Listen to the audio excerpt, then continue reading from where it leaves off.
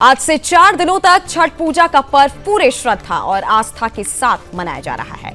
छठ पूजा हिंदू धर्म का एक अत्यंत महत्वपूर्ण और आस्था से गहराई से जुड़ा पर्व है, जिसमें भगवान सूर्य अर्थात सूर्य देव और छठी मैया के उपासना की जाती है। छठ पूजा मुख्य रूप से बिहार, उत्तर प्रदेश, झारखंड और पूर्वी भारत के विभिन्न हिस्सों में बड़े ही पारंपरिक और सांस्कृतिक रूप से मनाया जाता है। इस पर्व को सूर्य पृष्ठी, डाला छठ, छठी मैया पूजा और प्रतिहार जैसे अन्य नामों से भी जाना जाता है। इस पूरे पर्व की शुरुआत होती है नहाए खाए से। इस दिन व्रती शुद्धता, अनुशासन और सात्विकता का पालन करते हुए शुद्ध भोजन ग्रहण करते हैं। इसके बाद दूसरे दिन खरना होता है, जिसमें गुड़ और चावल से बनी खीर सूर्य देव को अर्पित की जाती है और प्रसाद के रूप में वितरण किया जाता है।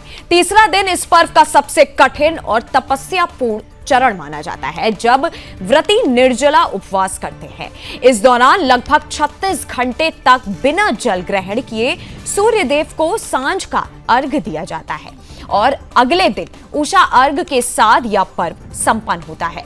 महिलाएं यह व्रत अपने परिवार की सुख समृद्धि, कल्याण और पुत्रों की दीर्घायु की कामना के लिए रखती हैं। लेकिन आज के समय में यह पर्व केवल महिलाओं तक सीमित नहीं है, पुरुष भी अब बड़ी संख्या में छठ व्रत रखते दिखाई देते हैं। छठ पूजा प्रकृति, जल, सूर्य, परिवार और सामाजिक एकता का अनूठा संगम है। घाटों की सफाई, लोकगीतों की धुन, हाथों में टोकरी और प्रसाद से भरी सुपलियां, यह सब भारतीय संस्कृति को जीवंत रूप में प्रस्तुत करते हैं।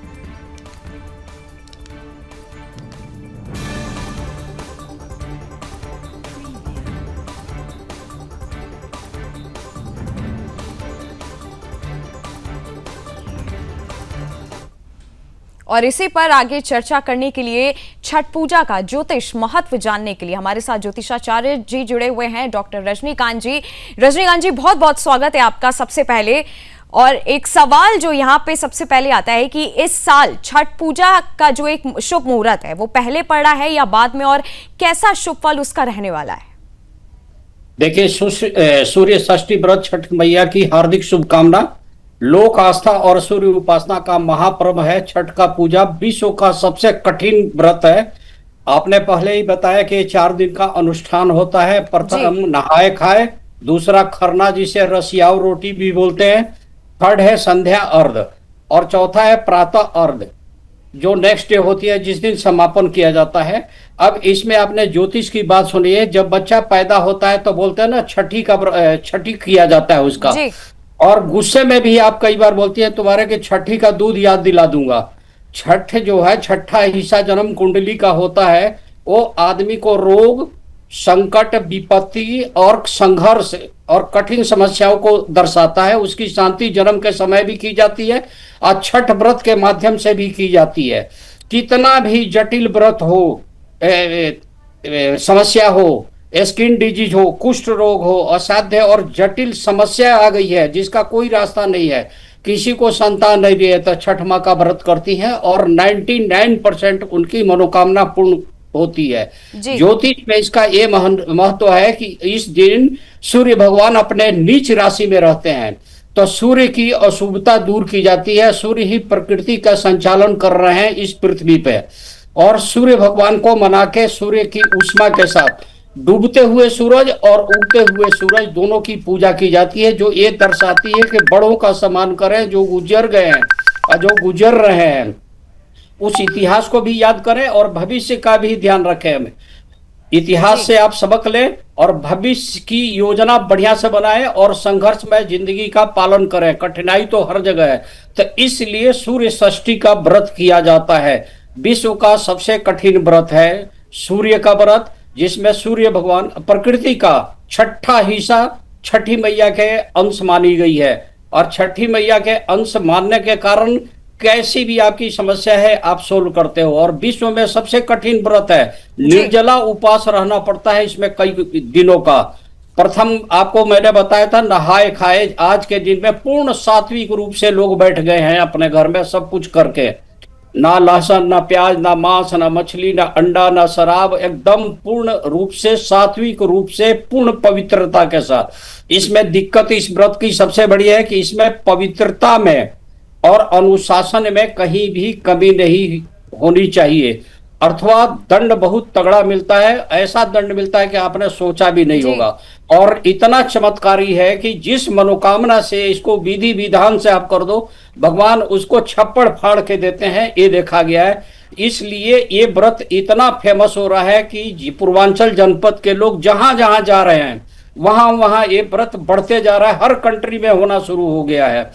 सबसे पहले इसकी चर्चा आई थी भगवान राम के जमाने में कि माँ सीता मैया ने किया था, और जब कर्ण के ऊपर कुष्ठ रोग हो गया था तब इस व्रत का पालन किया था और इससे कुष्ठ रोग सही हो गई थी। जी। और उन्होंने अपने पूरी प्रजा के साथ अंग प्रदेश जो बिहार का हिस्सा है छठ का व्रत किया, यहां से ये पूर्ण रूप से प्रचारित हो गया और प्रसारित हो गया कर्ण का। इसमें एक लोकल गाना आता है कि सुगवा के मरब धनुख से सुगा गिरी है मूर्छाए।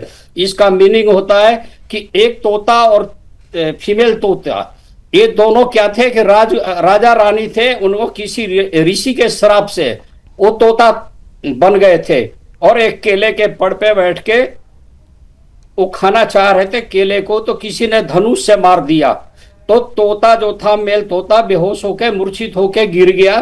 तब उसकी जो फीमेल तोतनी थी उसने छठी माँ को याद करके और उनका पूरा याद किया, प्रार्थना किया, तो छठी में कृपा से वो मूर्छित अवस्था से जीवित अवस्था में आए, सक्रिय अवस्था में आए और वो फिर राजा रानी के रूप में हो गए। तभी से प्रचलन चला, सुगवा के मरब धनुख से सुगा गिरी है मूर्छाए, छठी मैया होखन सहाय। सहाय का मीनिंग होता है कि आप सहायता कीजिए इस महान विपत्ति में।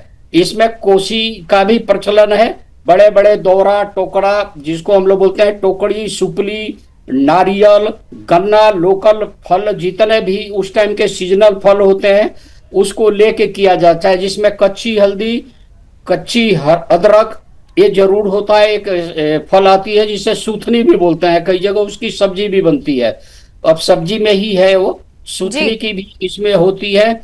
शीर्षोक्ता का महत्व है, एक प्रतिमा जो बनाई जाती है चाहे मिट्टी का चाहे ईंट का, उसे शीर्षोक्ता बोलते हैं। इसका व्रत इसका पालन करते हैं पूरी विधि विधान के साथ। अब देखिए रिवाज कई जगह है कि लोग रात भर पानी में भी खड़ा होते हैं, जो कठिन व्रत होता है।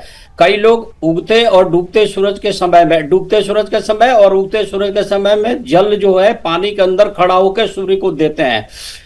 पूरी इंडिया में या विदेश में सूर्य का उगने का और डूबने का जो टाइम है वो अलग अलग होता है, तो सूर्य को देखते हुए इसमें जल का किया जाता है, जल अर्पित की जाती है। समापन इसका जो है ये जाके 28 तारीख मंगलवार को होगा समापन, जो गुड़ चने के साथ और माँ छठी का जो प्रसाद होता है वो सब लेके किया जाता है। इसका मुख्य प्रसाद में ठेकुआ चलता है जिसका नाम आपने सुना होगा। अनास का फल देखेंगे कि अनास भी जरूर होता है उनके टोकरे के अंदर, ये चीजें हैं इसकी।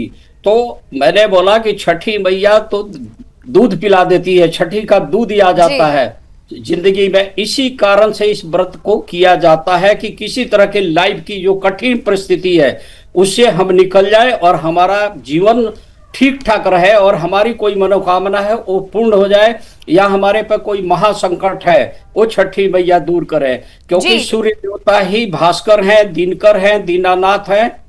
जी अब बताइए। जी रजनीकांत जी, जिस तरीके से कल से 36 घंटे का एक तरीके से निर्जला व्रत जो है शुरू होने वाला है, तो इस साल क्या आप कोई सलाह देंगे कि लोगों को कोई विशेष मंत्र या किस नियम से पूजा करनी चाहिए?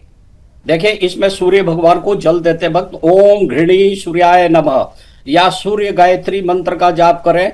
कुछ नहीं आता है तो आप बोलिए हे दिनकर, हे भास्कर, हे रवि, हे सौर मंडल के राजा, हे दीनानाथ, हे सूर्य देवता, मेरी मनोकामना पूर्ण करे, मेरे कष्टों का हरण करे और मेरा प्रणाम स्वीकार करे, मेरे पूरे परिवार को समृद्धि दे, सुख दे, शांति दे, वैभव दे, कृति दे, मान दे, सम्मान दे, सब निरोगी रहे, यही प्रार्थना की जाती है। जी रजनीकांत जी, ग्रहों की स्थिति एक बार मैं पूछना चाहूंगी कि किस तरीके से नक्षत्र की स्थिति क्या रहेगी ग्रहों की? अभी मैंने आपको बताया कि तुला राशि में गोचर कर रहे हैं, तुला राशि में सूर्य देवता नीच का फल देते हैं। तो किसी भी तरह की निष्ठा न हो या दिक्कत न हो, परेशानी न हो, इसलिए सूर्य की आराधना की जाती है। इसमें कई लोग क्या करते हैं, आपने देखा होगा कि माणिक का पत्थर, स्टोन जिसे बोलते हैं इंग्लिश में रूबी, जी रूबी धारण करते हैं अपने राइट हैंड के रिंग फिंगर में, अनामिका बोलते हैं, जी ताकि सूर्य उनका सही हो। और जिसका सूर्य अच्छा है वो एडमिनिस्ट्रेटर भी बनता है, उसके काम भी बनते हैं, सुख शांति एडमिनिस्ट्रेशन से अच्छा लिंक रहता है, जी उसको कष्ट कम होता है। और सौर मंडल के राजा सूर्य हैं, तो समस्त ग्रह शांत हो जाते हैं। और आप भी ये जानती हैं कि जन्म कुंडली में कोई भी परेशानी अगर आ जाती है तो सूर्य की आराधना जरूर की जाती है, सूर्य को सही किया जाता है, ताकि सूर्य से आत्मबल है, हृदय है। और सूर्य से अगर सूर्य खराब हो जाती है तो आत्मबल में कमी आ जाती है, मनुष्य को तरह तरह की प्रॉब्लम्स आ जाती है, स्किन डिजीज भी आती है, हार्ट की भी प्रॉब्लम आती है, हड्डियों जी की भी बीमारी आती है। तो सब कुछ सही करने के लिए ये चीज आता है। मैं एक एस्ट्रोलॉजर हूं, मैं अपना अनुभव बताता हूं। जी जिसको डॉक्टर ने बोल दिया था कि भाई आपको ये बीमारी ठीक नहीं होगी। एक केस में था कि उसकी आई साइड इतनी वीक थी कि उस डॉक्टर ने बोला कि समझ लीजिए कि आप जन्म से अंधे हैं। एक केस में था कि ऐसे कठिन बीमारी आ गई थी जो कभी ठीक नहीं हो सकती। जी और हमने उन लोगों को, हालांकि उसमें एक फैमिली मुसलमान फैमिली थी, उनसे बोल के मैंने छठ का व्रत करवाया था, हिंदू लोगों के संपर्क करा के भाई करो, और उन्होंने किया और उनकी मनौती पूरी हुई। उनके बच्चे के आंख की रोशनी धीरे धीरे धीरे धीरे आ गई। ये मेरी बहुत बड़ी उपलब्धि थी। लेकिन कहा गया है कि इस पटल पर बैठ के इस समय अपनी सेखी बखान करना अच्छी बात नहीं है, लेकिन मैंने खुद प्रैक्टिकल में देखा है कि स्किन की एलर्जी, रजनीकांत जी, आंखों की बीमारी, हार्ट की बीमारी ठीक होती है। आदित्य हृदय स्रोत का भी पाठ किया जाता है, जो जेंट्स होते हैं पाठ किया जाता है। जी उगते सूरज रजनीकांत जी, समय की कमी के कारण मुझे ये चर्चा यहीं पे रोकने होगी। बहुत बहुत धन्यवाद आपका हमारे साथ जुड़ने